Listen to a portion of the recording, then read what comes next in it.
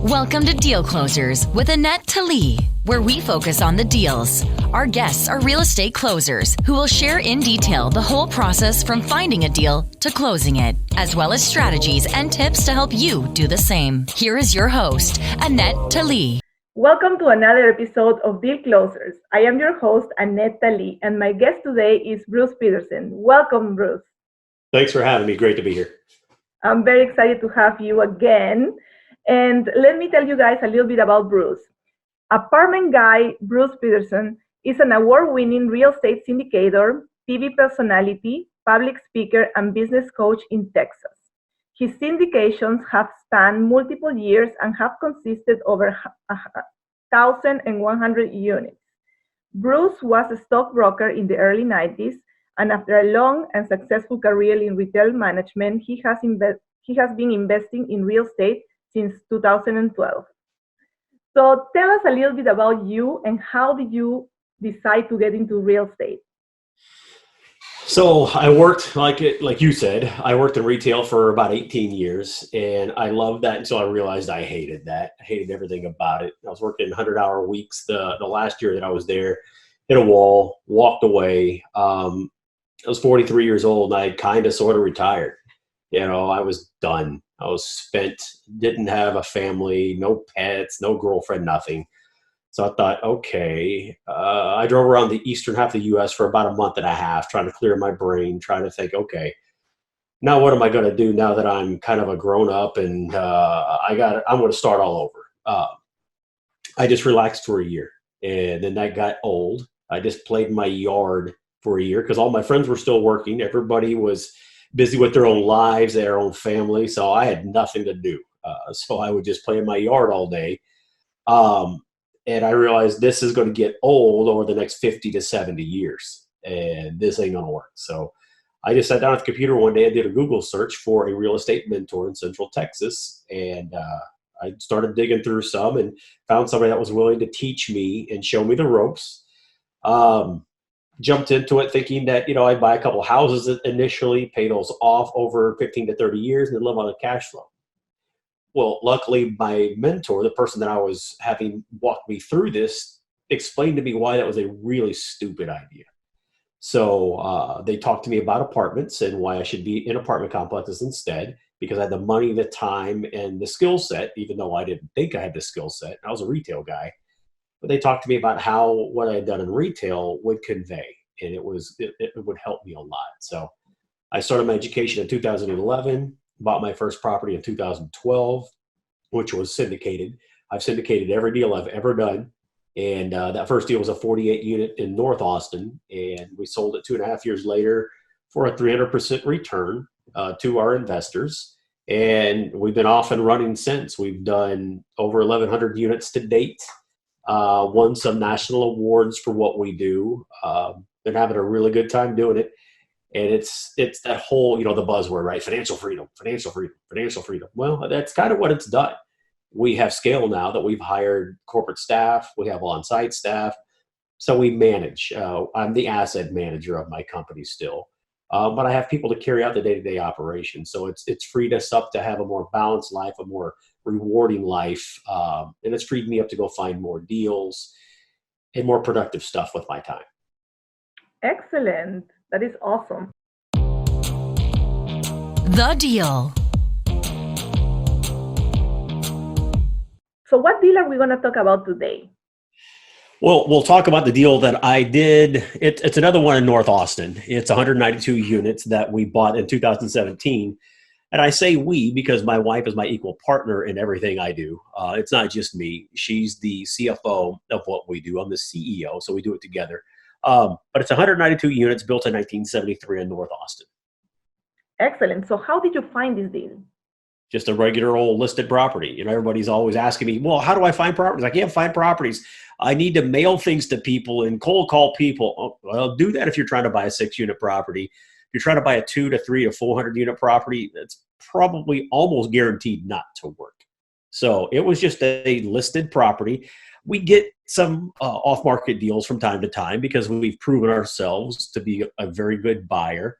So the brokers will send things to us unmarketed. And in fact, this one was non-marketed, but I passed, and then they took it to market, and then I circled back around and bought it after they had marketed the property. Yeah, that's awesome. So it was listed. All right. So what was the price that it was listed at, and what did you end up buying it for?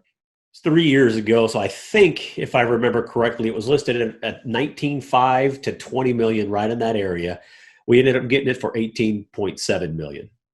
18%. Okay, so that's a big discount. How did you negotiate this discount? When the broker first brought it to me, he said, "Man, it's right around the corner from another property you own. I think this is a good fit for you." I was like, "Okay." I said, "How much do they want?" Maybe it was I think it was 19.5. He told me 19.5. I said, I could probably make it work at 19. He goes, "Okay, I think that'll work for my seller. Let me talk with him."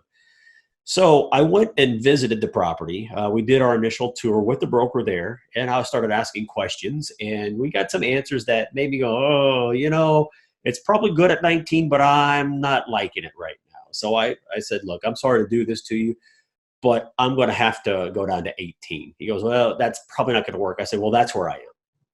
He said, "Okay, we'll probably take it to market." I said, "That's fine. And, when it goes to market, we'll look at it again and, see if anything's changed." And so once he went to market, he reached back out to me, and we got to talking again. And he actually called me when I was at a Tony Robbins event in Seattle, and gave me the good news that, hey, we settled on 18.7 million. So it was just me getting more realistic with my numbers and then lowering them from there and shooting back at him saying, "Look, I'll do it for 18. And then we just kind of back and forthed it until we settled on 18.7. 18.7. All right. And what were the points that you saw that you were like, okay, I'm not liking this, and I want to offer a little bit less? What were the surprises when you walked the property? Okay, so what actually did it was something that probably nobody has ever encountered, thought about, or ever considered. And it can be sensitive. The property we bought is around the corner from two other properties we've owned in the past. And what we do is we work with a nonprofit called RST, Refugee Services of Texas. So what they do is they help people resettle that are fleeing dangerous situations in their home country. So what happens is they help them settle here. They put them up in an apartment, pay for their first 3 months of rent, buy all the furnishings, buy their first round of groceries, and help them get a job. Well, we wanted to be part of that. That was a big deal for us. So we do it, and we try to limit our properties to 10%, no more than 10%, because very often we gave them that kind of leg up. But then once they get established here, they figure out where they really want to work, where they really want to live. So very often they move. My turnover rate with that subset of people is tremendously higher than my normal. So we try to limit it to 10. Well, when I toured this property, the manager on site said that there's somewhere between 40 and 50% of the exact same people. I was like, love these people. I'd love to be involved. It's just too risky for my business. So that's why I had to reach out and say, look, I just can't do this. There's a chance I could have 40% of my property disappear overnight. Can't do it. So that's how we came down. We got about $800,000 off. So that was the biggest thing that I saw. And so did you, once you took over, did you reduce that percentage, or how did you manage that? Well, we came to find out that, and this was good for us, that the manager didn't know what she was talking about. It was actually about 15%, which was very, very, very doable. And we figured that out during our due diligence period, right? So we've got our 30-day window to figure everything out. And going through the rent roll and their files and everything, we realized that, okay, it's manageable. 15% is a little higher than we want, but we can get that down. So it all worked out very, very well. Excellent. All right. So how did you finance the deal once you had it under contract and now you have to find the money for it? Just a regular agency debt loan. We got almost 80% LTV with a Fannie Mae loan. Coming off the top of my head, it was a 10-year loan, 4 years of interest only. And for back in 2017, it was crazy low rates. Well, apparently it's not crazy low rates because they keep falling. Yeah. But we got a 4.35% interest rate. Wow, that's really good. Yep. All right. So for people that don't know, what's the difference between agency and regular commercial loan? Well, the biggest thing is agency will always come with, or always is right now, coming as non-recourse, meaning that you're not personally on the hook unless you commit bad deeds, if you're fraudulent, dishonest, if you're a criminal. So non-recourse is a big thing. You usually get better interest rates, more interest only, and a longer amortization table. Now, if it's a smaller deal that Fannie or Freddie will not underwrite, then you'll go to a credit union, you'll go to a life insurance company, you'll go to a local bank, and they're glad to lend locally, but their rates usually aren't as good. Sometimes those will come as full recourse loans. So anytime I can, I try to get Fannie or Freddie debt. It's got its own issues, right? If you try to sell the deal before the end of your loan term, it can get kind of ugly because you're going to owe them a lot of what's called defeasance or yield maintenance, which is basically fancy words for prepayment penalties. So that's kind of the downside of it. They're assumable loans that you can usually sell to somebody else and they just take over your existing loan. But if you don't have that situation, you just want to sell, pay off the loan, you'll usually get hit with a very, very large prepayment penalty for about the first 95% of the term of the loan. Oh, wow, 95%? Yep. Because, so if you have a 10-year loan, they're going to hit you with defeasance for probably 9.5 years. Oh, now, wow, that's a lot. That defeasance comes down, but that prepayment will come down, but you will have something to continue with for about the first 9.5 out of 10 years. So if you do this type of like prepayment or yield maintenance, you don't really want to do it if you're doing a syndication that you're planning to sell after 5 years or 7 years, because you may have a high. Unless you can drive the value high enough to compensate for that prepayment penalty. You can also sell it to somebody, say, look, I'll sell it to you one of two ways. You can either take over my loan. It will be, just making up numbers here, it'll be $10 million. If you don't take over my loan, I'm going to get hit with a $500,000 prepayment penalty. So instead of $10 million, I'll need $10.5 million from you. So you just leave it on the buyer as to how they want to proceed. Right. And, if you bought it in the last couple of years, you're going to have a really low rate anyways. Right. So you could assume it. All right. Awesome. So what was your plan for this property? Well, we bought a fully stabilized asset that we saw there's going to be some upside, but not a whole lot. And usually that's what we're buying, are fully stabilized assets that we can come in, run a little more efficiently than the previous owners, and derive some value out of that. But again, we didn't, it wasn't boarded up. It wasn't 80 or 70% occupied. It didn't have tons of deferred maintenance. So we were just buying a cash flowing asset that we projected to make 8 to 10% a year for the first 3 years. And I think tops out at year 5 at like 13 is what I'd underwritten. So that's why we bought it. It turned in to be a much better deal than we ever imagined, because we've gotten it so much more profitable than the past guys did. So it's worked out extremely well for us. So what you're looking for, how much of a value add are you looking for when you look for properties? Do you have like a percentage, like we want to invest this much? If it needs too much money, we don't look at it. Do you have like a guideline on what you want? Well, for this type of asset, no, I'm looking at cash on cash and I'm looking at IRR. That's really all I'm looking at. I'm not looking at value add. Now, the higher the value add, the higher the IRR will go, obviously. But, I'm, on this deal, I'm just looking to see what are we going to generate in monthly or annual cash on cash returns. And then I know what my investor base is looking for.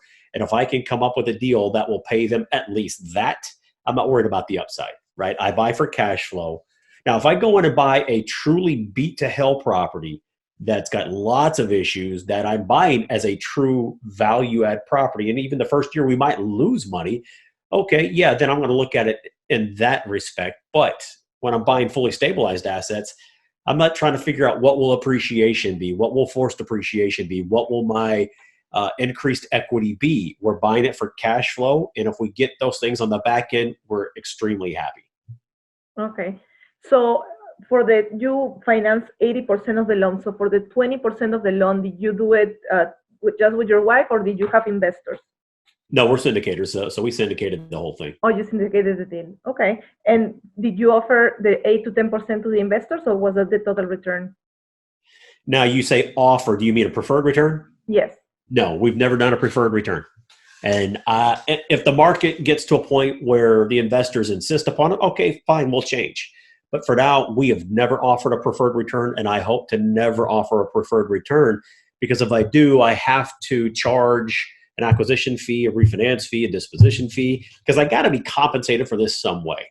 And if I give you an 8% pref, well, then that means the first 8%, I'm not seeing any of that cash flow as the sponsor. Now, I'll have my own money invested, and I'll make some money on my own investment, but a huge chunk of my income disappears when I have a preferred return.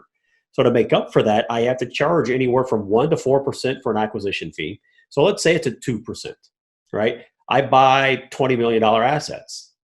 If I buy a $20 million asset, have a 2% acquisition fee, before I do anything for you as an investor, I've already hit you with a $400,000 sunk cost, day one of operations. Go straight into my pocket. Again, I've got to be compensated somehow for all this risk and stress and liability, but I don't like that thought.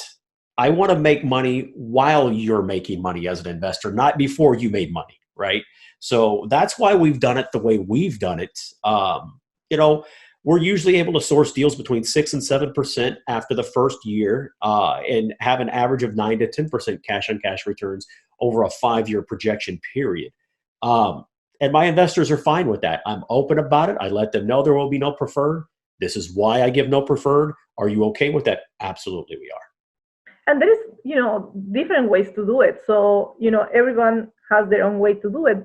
I normally hear the preferred return. So this is, I think, the first time that I hear that, in a syndication, you don't do the preferred return. But I like the idea that you are being transparent with your investors and telling them, we're going to do a win-win. I'll make money when you make money. So we make money together rather than doing front-end charges, right? Taking all that money in the front end. Right. And if I take a $400,000 acquisition fee, personally now I've got a big tax liability that I've got to deal with also. So it works better for us that way as well. Oh, interesting. That is true. All right. Okay. So what's your plan for this property? Are you planning to sell it? Or are you planning to keep it for the long term? Well, as a syndicator, right, long term, first of all, it's a very relative term. It's very subjective. Investors need their money back. They need to turn their money over. It's velocity of money. They need to scale their money and grow their nest egg. So you're not going to find investors usually that are going to be okay with me saying, hey, we're going to buy this property. We're going to hold it for 40 years. No, Bruce, that's not going to work. So our typical hold time is going to be somewhere between 5 and 10 years. On this specific property, that's the plan. But again, it was a fully stabilized asset without a lot of value add is what we thought. Well, again, it wasn't beat up, didn't have a lot of deferred maintenance, but we instituted all kinds of different revenue streams that they had never even thought of. We got expenses better under control than they had. And we've increased the income, the top line income, from $185,000 a month to $245,000 a month. The NOI has gone from, I believe it was 100,000 when we first took over, roughly. And now this month, we'll probably finish at 140 to 145,000 because we got much more efficient at what we did versus the previous owner. Because of that, we're able to do a cash out, well, not a cash out refi. It's called a supplemental loan. It has the same effect to the investor, but we are able to take money off the table in additional loan proceeds. So we're working through that process right now. It's probably going to be somewhere between 50 and 70% that I'm going to be able to return to my investors after holding it for about 3 years. So, we're still looking to hold it for 5 to 10, but we will be able to execute a supplemental loan in the process. Excellent. So what type of, what did you institute to get that NOI higher? What type of income how did you get that income higher? Well, the low-hanging fruit there, everybody knows. If you don't have RUBS in place, do it. Well, they had RUBS in place, right? You got to do some upgraded units. Well, everybody knows that. And yeah, we do that. We already had RUBS in place. We had a plan for upgraded units, spend about $2,500 and get $100 more in rent is what we're able to achieve at this property.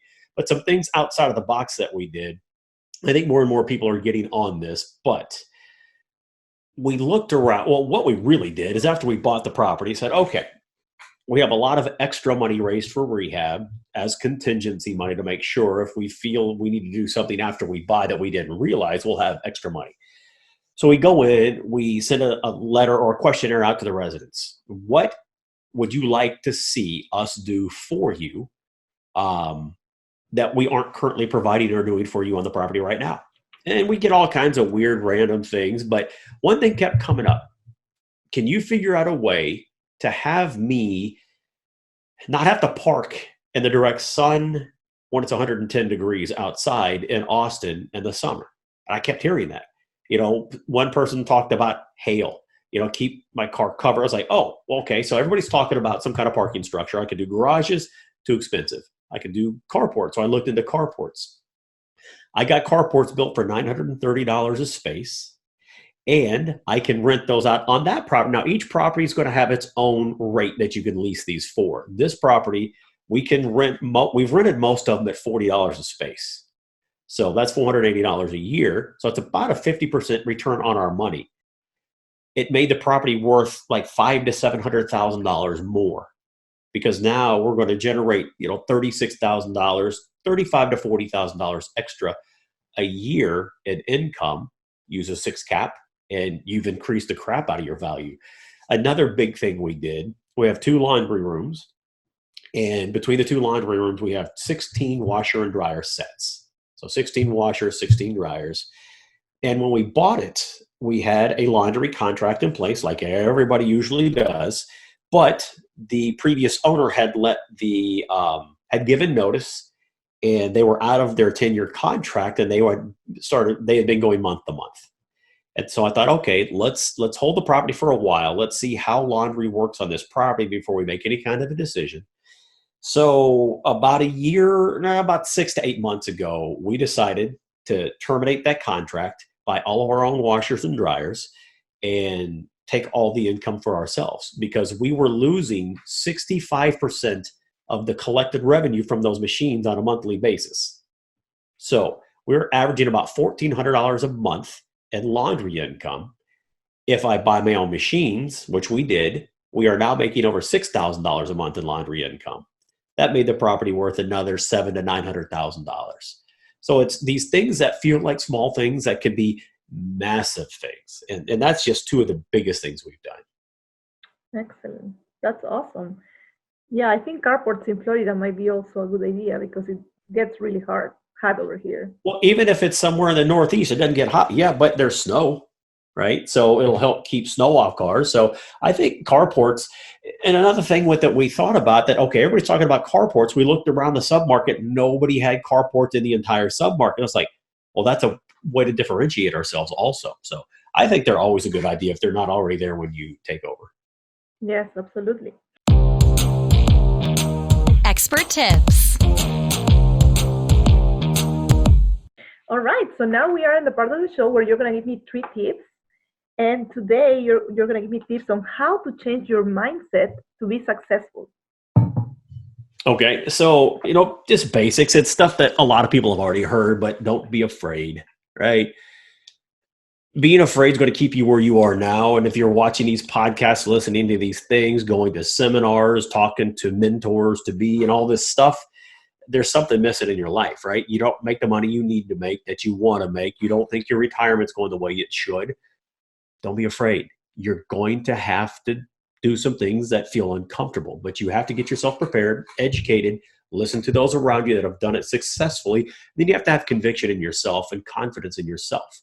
I was a retail guy, right? I don't know anything about this, but I had been successful at everything I'd ever done, like most everybody listening to this thing. So I thought, you know what? This is another thing I just have to learn, listen to my mentor, and we'll roll out there and do it. So conquered the fear. It was scary. That first property was scary. The day before I was going to close, I called my mentor and I was like, she's like, what's wrong? I was like, oh shit, I'm buying an apartment complex tomorrow. I don't know what I'm doing. I said, I've read all the books. I've listened to you and I don't know what I'm doing. She goes, but that's okay. I do. I had a mentor that I listened to, and she supported me through it. So it worked out well. Second thing I would say is be careful about who you're listening to, right? I had a very, very highly qualified and experienced mentor to lean on. There are all kinds of online communities centered around real estate, lots of forums. People will post questions, and I'll sit there and I'll watch. And if I can add value to the conversation, I will. But very often I just sit there and I read through the responses, and it's unbelievable the kind of stuff that I'm hearing people give as reading, I should say, not here, reading as advice to people that pose these questions that are newbies. You know, one lady said, I don't know how to do what you're doing, but she said, I've never done what you're doing, but I've been studying for 5 years. This is how it's done. I was like, oh my God, why? And you could tell they were happy with her answer, and her answer may have been good, may have been bad. Not going to say whether it was good or bad. It's just, you're listening to people that have never done it. That's stupid. That's so dumb. A couple of days ago on the same forum site, somebody asked, how do you deal with surprise CapEx when you buy a property? And some people there was all kinds of different answers. One of the answers was, hey, you can use your security deposits and your excess rent to start bulking that stuff up. These reserves that you need in case something happens. I'm like, whoa, no. So I went on, in all caps, I said, do not use your security deposits. That is not your money. I'm like, oh my God. The person that gave that as advice, they were well-meaning. They thought, hey, that's a great idea. That's a great hack I found. But they didn't understand the full picture. They didn't understand that's a liability. Basically, that's an account payable. You owe that to them when they move out. Unless they destroy the place and you confiscate it, then you can have it. But until then, that is not your money. Be careful who you're listening to. And then third, be careful what you're hearing from those you're listening to. I've got a book coming out.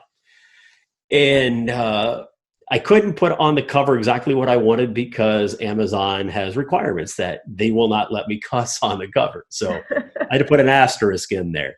The name of the book is Syndicating is a Bitch, but we had to replace the I with an asterisk. So it's Syndicating is a Bitch and Other Truths You Haven't Been Told. And this is not to say any or all of them are bad, but when you go to expos and conferences and you hear people at the front of the stage talking about all the rainbows and lollipops and everything's perfect and unicorns, and then they have students trot across the stage and you hear about their success stories, you're only hearing their success stories. It's rare that you're going to hear anybody legitimately talk about their risks and some of the deals that didn't work out. Now, to cover their ass legally, they may go, hey, their result is not going to be your result. It's no indication of what will happen for you in the future. These are just some examples. Okay. They're not going to tell you what could go wrong on stage because they're trying to sell you a $5,000 to $35,000 program. If I scare the shit out of you on stage and make you go, whoa, I don't want to do this. Well, they can't make their money. So they're not going to either talk about it, or if they are, they're going to cover over it briefly enough to keep them on the right side of the law. But there are things that are going to go wrong. You're going to find dead people. You're going to have fires. You're going to have floods. You're going to have tornadoes. I had Homeland Security OFAC. It's a division of the government that tries to patrol and control money laundering for terrorist organizations and drug cartels. They took $5.2 million of my money when I did my wire to close one day. They didn't tell me they took it. They just took it. And now they have 2 weeks legally to research it to figure out, whoa, is this a terrorist organization or a drug cartel? Because it looks like the same name that is on this list. So they took my money. We got it cleared up within 3 days, but for 3 days, I don't know what the hell's going on, So that stuff's going to happen to you. There's so much that's going to happen to you don't understand, you can't foresee. So just understand that if you're not the kind of person that can handle those gut punches that are going to come, this might not be the right thing for you. So again, just be careful who you're talking to, what you're being told, and try to find some real story, some truth. And that's part of what the book is going to be for me. That's awesome because on my Facebook group, I try to share that journey with people, like people think that, everything is so easy. And actually yesterday I had a live where I was telling them how I was spent so much time on this deal that I was trying to get 20 plus units and it didn't happen. And I spent a lot of time and I was a little bit discouraged, I put all this time, but then on the brighter side, I am more ready for the next one. I got my investor friends, committed to investing with me. So next time I know who to call that is willing to invest with me. And I got my documentation ready and I got all these things lined up that I didn't have before, but still it didn't happen. So yeah, I would love to get your book. Let me know when it comes out. Do you have a release day already? Well, we were at the Wheelbarrow Profits, the Jake and Gino event back in, I think it was October in Orlando. And we had a booth we had set up, and I was telling everybody probably November, December. Well, then I got stupid busy and I kind of put it on the back burner. I feel really bad about that. So now the realistic timeline is it's looking like it's going to be mid-May when it comes out. That's awesome. So I'm going to write it down in May 2020. Absolutely. Look for it. Yes. It's, I think I was reading a book. What was it? Barking at the Wrong Tree, I think. I can remember now. But it was talking about how you need to set up a deadline, because once you set up a deadline, you are a little bit more, it's more realistic that you will achieve that goal, because if you keep saying later, it will never happen. So I like to set up deadlines. I am releasing my podcast now at the end of this month, and I am working really hard to do it because it's a lot of work. Yeah, it is. It's a whole lot of work. And you're like me. I'm certain that this is not the only thing you've got going on, right? I own properties. And I have my own management company, my own construction company. We're writing a book. We're working on some educational things. We're buying more properties. We're moving or buying a house in another city. We have a management company in Nashville. So yeah, we're drug all over the place. So it's hard to stay focused, even with a deadline. It's still hard sometimes. So again, I've got a lot of interested people in the book, so I need to, keep them up to date, let them know that it's coming. I wasn't lying. I wasn't kidding you, pulling your ear here, but it's coming. Yeah. You just get sidetracked. That's awesome. So tell people, how can they find you on social media? Facebook, apartment-guy. You can go to Instagram, apartment.guy.